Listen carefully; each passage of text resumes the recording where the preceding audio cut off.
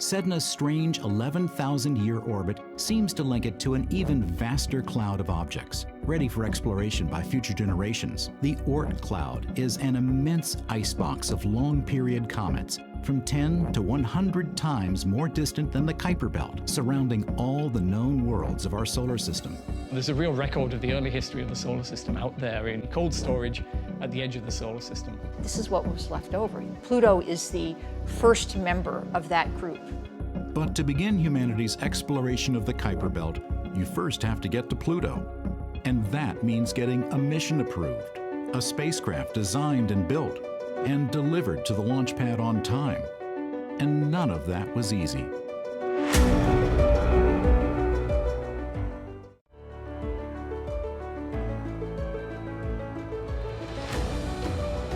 "2015 may be the year of Pluto, but getting there has taken many long years of effort. And for New Horizons, there's a date when things got started: 1989. It was the year when George Herbert Walker Bush became president and the Berlin Wall fell. Far from Earth, it was also the year when NASA's Voyager spacecraft flew by Neptune and returned the first images of its moon, Triton. Hairstyles of some New Horizons scientists were very different, but for them, May 5th, 1989 was a most important date. That's the day that I marched into the then division director for planetary science at NASA headquarters, Jeff Briggs, as a graduate student, and asked him why we aren't studying a mission to Pluto. And he responded, "Because no one's ever asked me before. That seems like a brilliant idea. Why don't we do that?"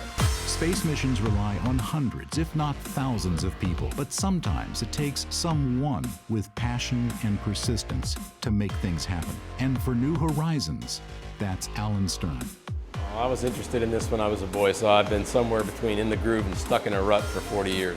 There'd been some thought about sending one of the twin Voyager spacecraft past Pluto to complete the exploration of the known solar system. But in the 70s, the scientific establishment wasn't convinced Pluto was all that interesting. Young grad students like Alan, Mark Bowie, and Fran Bagenal thought differently.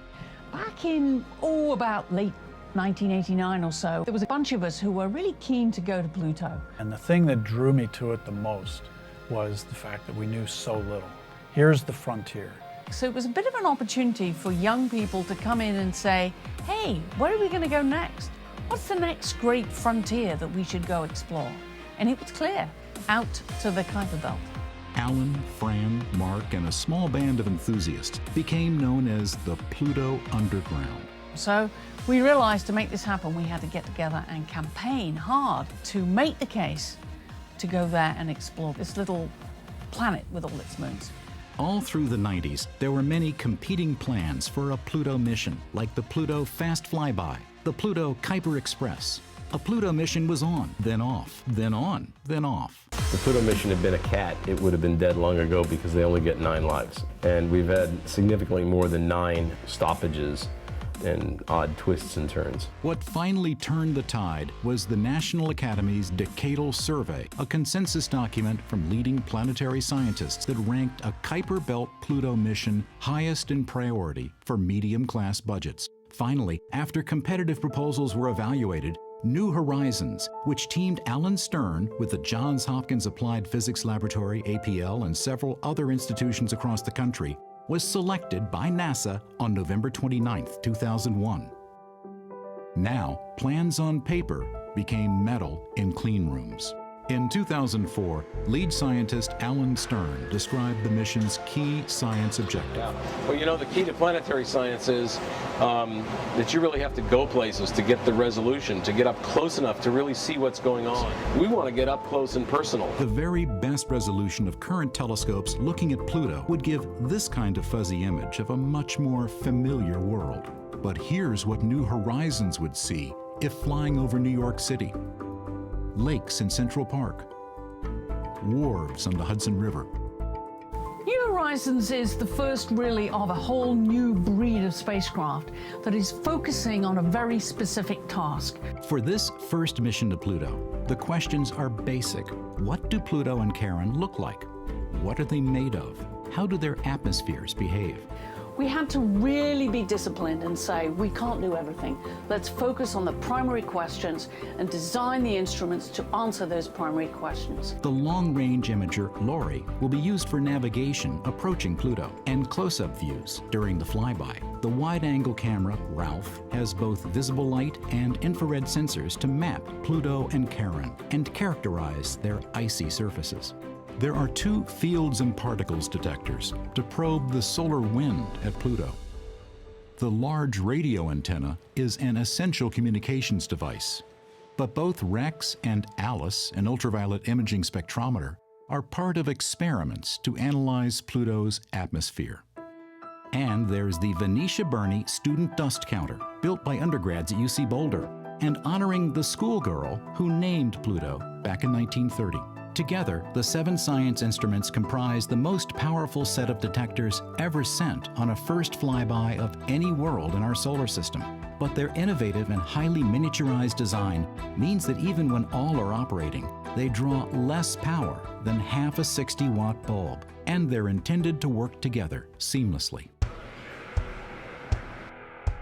After building comes testing, but always with an eye on the clock and the calendar. It's very, very important that we launch in either 2006 or 2007. We have to make that deadline. If you want to fly to Pluto on the quickest route, you need Jupiter in position.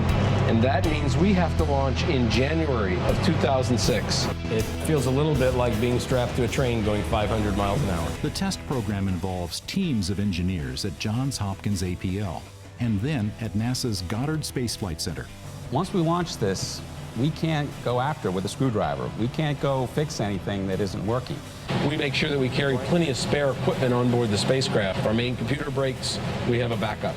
If our main transmitter breaks, we have a backup. One of the things we do is we put the whole spacecraft on a gigantic vibration table, a paint shaker, and shake it. And then test it after that, and shake it again and test it again. So that's what we're doing from now until launch. Along with testing the spacecraft, New Horizons needs to train and test its human operators. And for a mission planned to reach Pluto in 2015, it's important to have young people on board early, so they'll be around at close approach. It's good that we can do that, so they will have both the time, the focus to stay with the mission over this long period of time. Many of the faces you see around Mission Control in 2004 and 2005 are young and enthusiastic spacecraft engineers. Normally we're focused on subsystems and instruments in the spacecraft surviving that duration, but for people we have to have a longevity plan. They'd be committing the prime of their careers to this mission to Pluto, knowing they'd be a decade older when New Horizons reaches its primary target. The ability to practice things in those years far out there are all part of the planning now to assure mission success then. How old are you going to be? In 2015? I don't know, somewhere in my 40s. Oh, and you're a youngster. Yes. In late 2005, the action shifts to Cape Canaveral.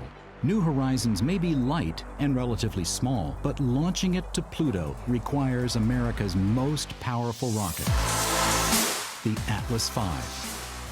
New Horizons will be traveling so far from the sun that solar panels wouldn't be sufficient.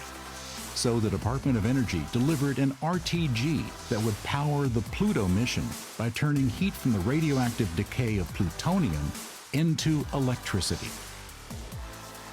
Working round the clock, they arrive at Pad 41 before dawn. On behalf of NASA and the entire New Horizons team, Stern wanted to be the last to bid the spacecraft bon voyage before closing up the hatch.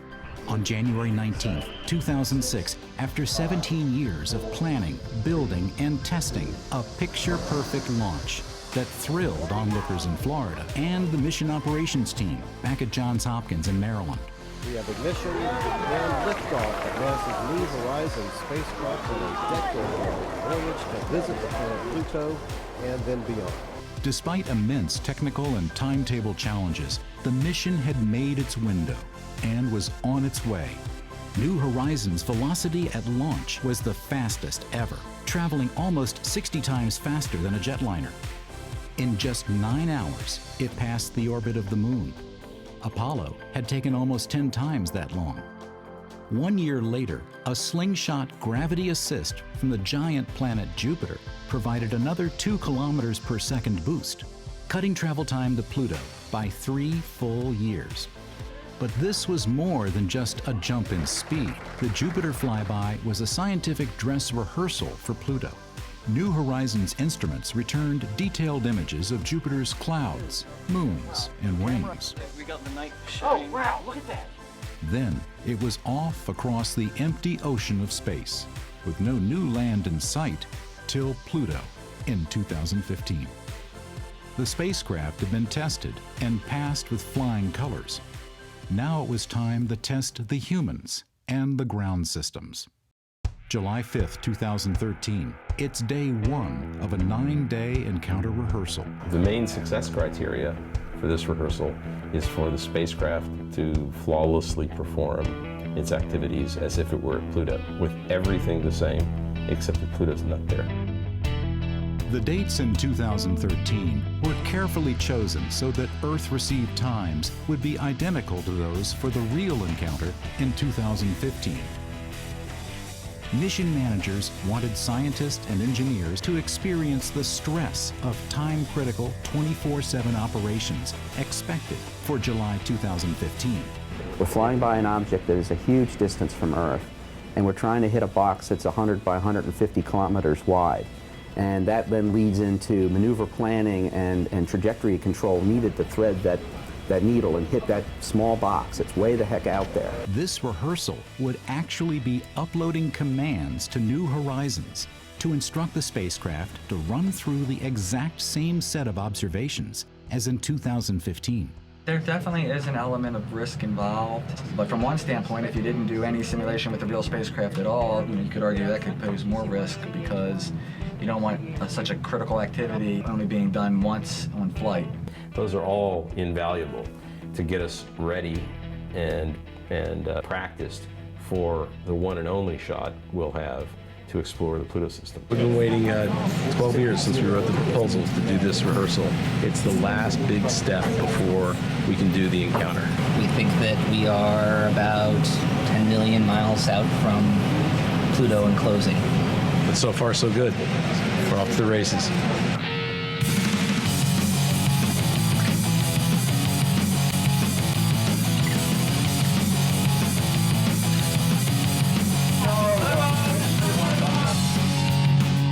Today is our 2,724th day in flight. This has been a long time coming, literally. I only want to say thanks for all the work.